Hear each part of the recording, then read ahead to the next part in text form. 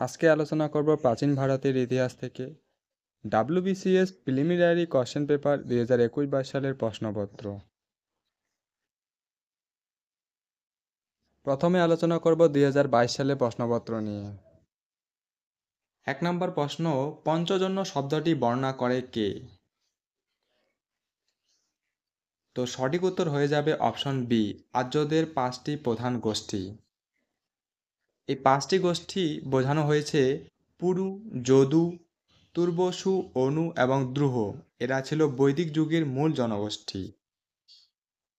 2 নম্বর প্রশ্ন, প্রাচীন ভারতের সেবায় ব্যবস্থাপনা প্রথম কে করেছিলেন? সঠিক উত্তর হয়ে যাবে অপশন এ, অশোক। অশোক কলিঙ্গ যুদ্ধের পর অহিংস বৌদ্ধ নীতিতে প্রভাবিত হন এবং সমাজে যে জনকল্যাণকরমূলক কাজ করেন, যেমন হাসপাতাল, পথিকশালা, বৃক্ষরোপণ চালু করেছিলেন। 3 নম্বর প্রশ্ন, তাজদীয় সূক্ত কি বিষয় নিয়ে আলোচনা করে? তো সঠিক উত্তর হয়ে যাবে অপশন সি, সৃষ্টির রহস্য।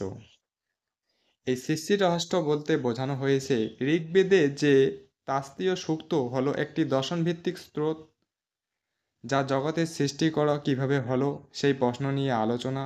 এতে বোঝানো হয়েছে যে কে সৃষ্টি করলো তা কেউ জানে না। 4 নম্বর প্রশ্ন, অর্থশাস্ত্র গ্রন্থটির সঙ্গে যুক্ত ব্যক্তিটি হলেন কে? তো সঠিক উত্তর হয়ে যাবে কৌটিল্য। কৌটিল্যর আরেকটি নাম আছে যাকে আমরা চাণক্য নামে চিনি বা বিষ্ণুগুপ্ত নামেও বলা যায়। তিনি ছিলেন মৌর্য সম্রাট চন্দ্রগুপ্ত মৌর্য এর প্রধান উপদেষ্টা। তিনি অর্থনীতি, রাজনীতি ও রাষ্ট্রবিজ্ঞান বিষয়ে তিনি আগ্রহী ছিলেন। তার এই রচিত অর্থশাস্ত্র। 5 নম্বর প্রশ্ন, নিম্নলিখিতের মধ্যে কে মৌর্যদের পর ভারত শাসন করে? তো সঠিক উত্তর হয়ে যাবে অপশন এ, শুঙ্গ বংশ।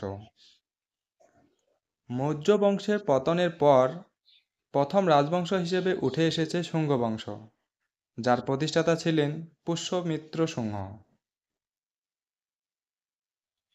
এইবার দেখব 2021 সালে প্রাচীন ভারতের ইতিহাস থেকে কি প্রশ্ন এসেছে। 6 নম্বর প্রশ্ন, মহাভারতের সময় কুরুক্ষেত্র যুদ্ধ হয়েছিল কাদের মধ্যে? তো সঠিক উত্তর হয়ে যাবে অপশন বি, কৌরব ও পাণ্ডবদের মধ্যে। কুরুক্ষেত্র যুদ্ধ ছিল মহাভারতের একটি মূল অংশ, যেখানে কৌরব ও পাণ্ডবদের মধ্যে যুদ্ধ হয়। এই কাহিনী প্রাচীন ভারতের ধর্ম ও নীতি নিয়ে প্রশ্ন উঠেছিল। 7 নম্বর প্রশ্ন, গান্ধা শিল্প কোন ধর্মের প্রসারে সহায়ক ছিল? সঠিক উত্তর হয়ে যাবে অপশন বি, বৌদ্ধ ধর্ম। গান্ধা শিল্প ছিল গ্রিক, রোমান ও ভারতীয় মিশ্র শৈলীতে গঠিত এবং বৌদ্ধ ধর্মের যে মূর্তি নির্মাণে এটি গুরুত্বপূর্ণ ভূমিকা পালন করে। বৌদ্ধের প্রতিকৃতি প্রথম এই ধারায় দেখা যায়। 8 নম্বর প্রশ্ন, নিচের মধ্যে কোনটি বৈদিক সভ্যতার বৈশিষ্ট্য ছিল? তো সঠিক উত্তর হয়ে যাবে অপশন সি, যজ্ঞ ও দেবতার পূজা। বৈদিক যুগে আর্যরা প্রধানত যজ্ঞ দেবতার পূজার মাধ্যমে সে ধর্ম প্রচারণ করত।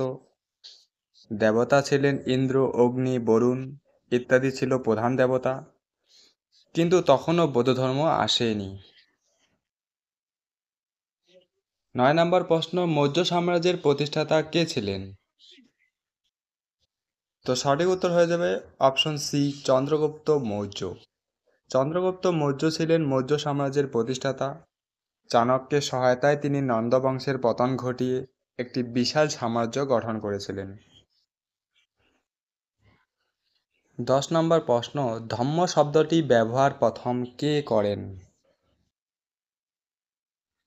তো সঠিক উত্তর হয়ে যাবে অপশন বি, অশোক। অশোক তার শিলালিপি ও ধর্ম প্রচারের জন্য ধম্ম শব্দটি ব্যবহার করেন।